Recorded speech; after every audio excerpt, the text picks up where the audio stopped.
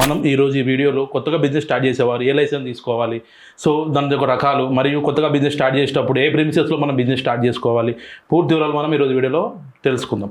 ముఖ్యంగా మనం కొత్తగా ఒక ఫుడ్ బిజినెస్ స్టార్ట్ చేసామనుకోండి, ఫుడ్ లైసెన్స్ తీసుకోవాలి. అది ఒక క్లౌడ్ కిచెన్ అనుకోండి, బేసిక్ ఫుడ్ లైసెన్స్. ఒకవేళ డిస్ట్రిబ్యూషన్ చేస్తేనేమో డిస్ట్రిబ్యూషన్ ఫుడ్ లైసెన్స్, మ్యానుఫ్యాక్చరింగ్ చేస్తేనేమో మ్యానుఫ్యాక్చరింగ్ ఫుడ్ లైసెన్స్, ఎక్స్పోర్ట్ చేస్తేనేమో ఎక్స్పోర్ట్ ఫుడ్ లైసెన్స్. ఇలా కేటగిరీ వైజ్గా మనం లైసెన్స్ తీసుకోవాలండి.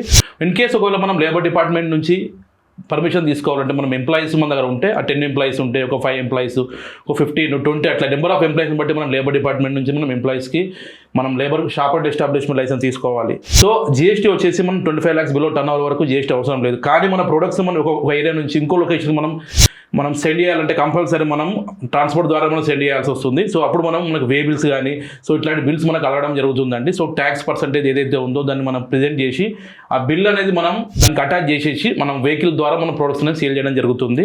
మేము all over Telangana, all over India business సంబంధించిన రిజిస్ట్రేషన్ అని చేయడం జరుగుతుందండి. నెక్స్ట్ వచ్చేసి ఈ మ్యానుఫ్యాక్చరింగ్ లైసెన్సు, ఈ trading licence, export licence, food లైసెన్స్కు ఉన్నట్టుగానే labour licence, number of employees బట్టి లేబర్ లైసెన్స్ ఉన్నట్టుగానే అట్లా జిఎస్టీ ఇట్లా ట్రేడింగ్ ఇట్లా ఉన్నట్టుగానే అట్లా కేటగిరీ వైజ్గా చాలా లైసెన్స్లు ఉంటాయి. సో ఏ బిజినెస్కి ఏం లైసెన్స్ తీసుకోవాలో సరిగ్గా అవగాహన కొంతమందికి ఉండదు. సో చెప్పేవాళ్ళు కూడా రాంగ్ గైడెన్స్ తోటి ఇట్లా లాంగ్ గైడెన్స్ తీసుకొని రాంగ్ లైసెన్స్ తీసుకోవడం వల్ల పెనాల్టీలు, ఒక ప్రెమిసెస్ అనేది కరెక్ట్గా చూజ్ చేసుకోకపోవడం వల్ల ఓనర్ నుంచి కష్టాలు, ప్రాపర్టీ ట్యాక్స్ ఇవ్వకపోవడం వల్ల జిఎస్టీ అనేది రిజిస్ట్రేషన్ అవ్వదు.